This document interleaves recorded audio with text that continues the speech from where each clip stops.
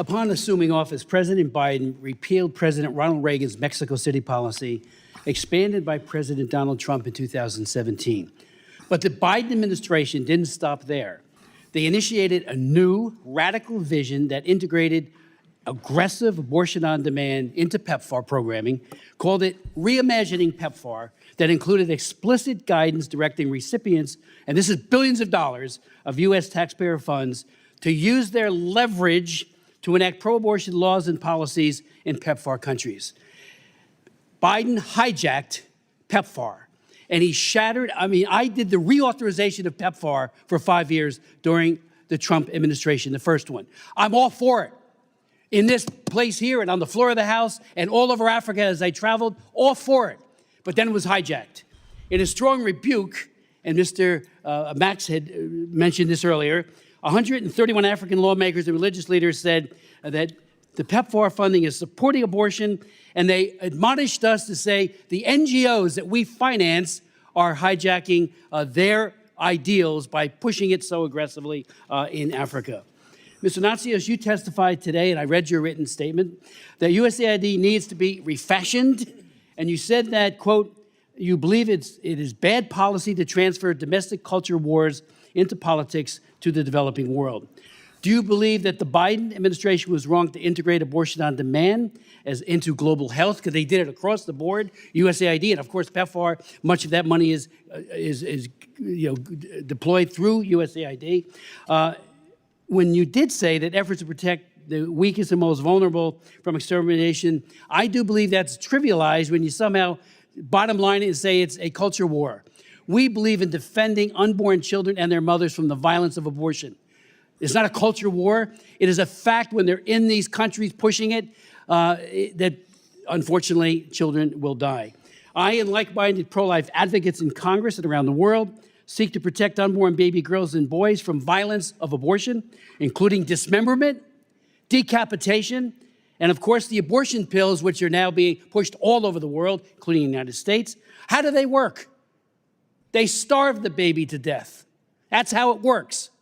So, I'm all for global. We did two bipartisan. I was the prime sponsor of it, Global Food Security Acts.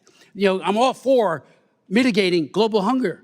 But when you turn around and say to an entire segment of humanity, unborn children, we're going to starve you to death through these abortion pills, to me, that's unconscionable. So do you agree that pro-abortion NGOs should continue to be empowered and subsidized with billions of dollars each year by the American taxpayer to promote abortion with the goal of changing pro-life laws in these nations? And I would ask all three of our witnesses.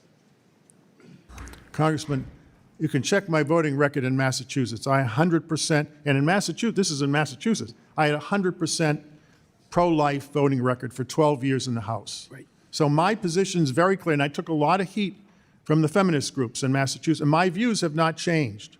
I called you once because we found them doing vaginal scraping in Bangladesh in a remote village, and the mission director called me immediately. He said, we discovered this, we put a stop to it, Andrew, because if you do that and the woman is pregnant, the child dies, okay? And you're supposed to check before you do it. They weren't trained properly. They weren't doing it maliciously. They just didn't understand because they weren't trained properly. We fixed it very quietly. I called you up and told you what happened. We were being transparent about it. Other than that, that's the only violation we had in the 5 years that I was aid administrator. The career people will do what they're told to do. I am appalled at what you're telling me that they have done.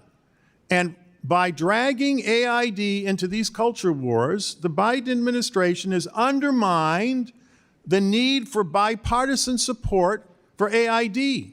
We cannot tolerate in an agency with programs all over the world a war between parties, which I'm seeing right now. In my view, it's a failure. All of the things I did at AID, I tried to do it in a way that would not alienate the Democratic Party when I left. If you look before they took apart the agency, everything I created is still there, was still there.